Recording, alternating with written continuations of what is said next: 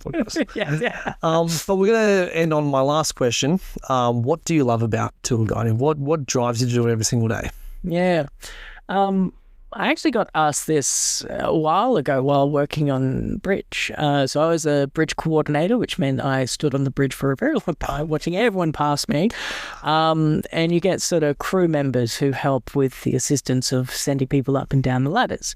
One of these crew members was with me on one of those days and asked the same question, why do I do it? And what's the driving force behind it? So he was Odric from Mexico. One of his initials were Odie, ODI. So he asked, like, why do you do it? And I probably appropriated his culture a little bit. And I said, well, it's kind of like Day of the Dead, where, you know, the tradition in Mexico is to honor those past by remembering them and telling their stories and having photographs and everything like that.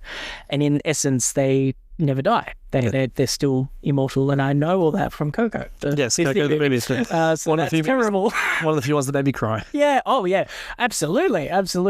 But that is trying to encapsulate why I have this passion for it, why I feel like the stories I need to tell are worth it. Because if, you know, we aren't here to tell the stories of the past, it's like Dreamtime stories as well, Dreamlines, is that they're forgotten, they're lost. And those lessons, or at least those memories of people and the stories that they have been and all that sort of stuff are lost. And so I try and immortalize them with the storytelling, but also engage it into more contemporary understandings, because, you know, Shakespeare wrote everything, and if you tell it again, then it's never going to be forgotten. No, that's it. And the memories of those who came before. But it for me, it's a lot of service as well. I take it as a service rather than a sort of job. Absolutely. I feel that way. It's not an obligation, but it's not just a job. It's a lifestyle. Like, not lifestyle's not the right word for it. I can't think of it right now, but we live for it. We do it every day. We enjoy doing it, and it helps keep everything alive. I think you said in your first episode on the podcast was that it's a patriotic service, yeah. And I very much feel the same thing. I have that sort of drive to, it is patriotism to remember the past and to tell the stories of who came before. Yeah. Because that's why we are what we are today. Yeah. But also what could be of the future. Yeah, exactly. I don't put myself in the pariah. Well, it's one of those things. A story that's going to change your life. But learn from the past and what's happened. You appreciate, you understand where we've come from, where we're going to, and hopefully you've learned something that can incorporate that into your own life, and then by that way you've affected one person who's affected a friend who's affected their partner, their children, and so on and so forth. So we've indirectly affected or inspired. Yeah, because I think that links back to another one of like what impact stories have you had in the past. You know, I never think anyone walks away from Government House too much thinking about, oh, that was a great tour. I mean, they do, like, it's a great house. Especially you're on. But it's a castle. You've gone to a castle. It's the governor's house. It's all, you know, fancy and stuff. But I found out a little while later, probably about 6 months later, that I was doing the ticket office, and a lady comes in and says, oh, that was a fantastic tour. I didn't do the tour. Yeah. But she goes, oh, my husband got us to come in because he did a tour previously with a different person. And then she goes, oh, was it our tour guide today who was Freya, dark hair and stuff? And he goes, nah, it was some ranger. I'm the only ranger. Have we got the some ranger here on the show?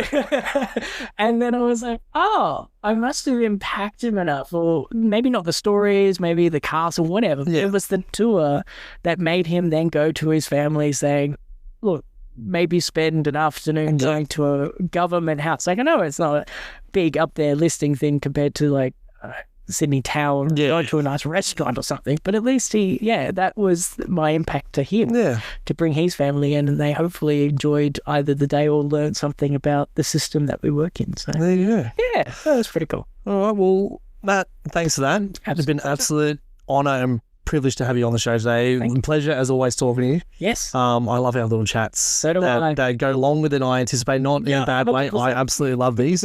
But if you guys are interested at home, want to go on one of Matt's tours, you can head down to Government House. What did you say? Friday, Saturday, Sunday? From 10:30 to 3. 10:30 to 3. Now, don't restrict yourself just to me because you pretty much experienced all of my tour anyway. So there's plenty of us and we're all experts in our own way. So just pop on down. You can't book beforehand. It's first in, best dress.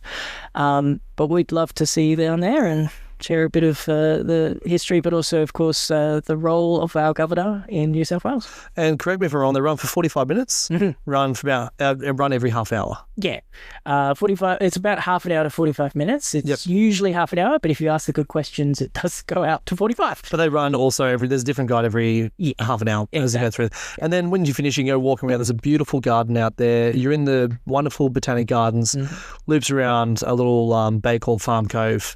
And you got the Navy ships of Garden Island right there. You got all of Circular Quay. It's an amazing day out. It's not just that. There's everything around the whole area that you can have a whole day for yourself. In the domain, which used to be known as the Governor's Domain. There you go. But yeah. Alrighty, so that's the end of episode 3, part 3, the whole 3-parted series. Thank you so much, Matt, for your time today, and thank you to everybody who stuck around to the end. Hopefully you've enjoyed yourselves here on the tour, here with this episode. If you are interested in going on one of Matt's tours, head down to Government House in the Royal Botanic Gardens. Friday, Saturday, Sunday, you can either book with him or book through other people there. Each guide there is an incredible guide themselves. If you'd like to be on one of my tours, you can book through Bridge Climb, Dark Stories, or Lantern Tours. All links will be in the bio down below. If you want to reach out, if you know a tour guide or are a tour guide and would like to come onto the show, my email will also be in the bio down below as well. The music was composed by Scott Ed and the logo design was by Melinda Behrman, and we'll see you guys on the next tour. Hooroo.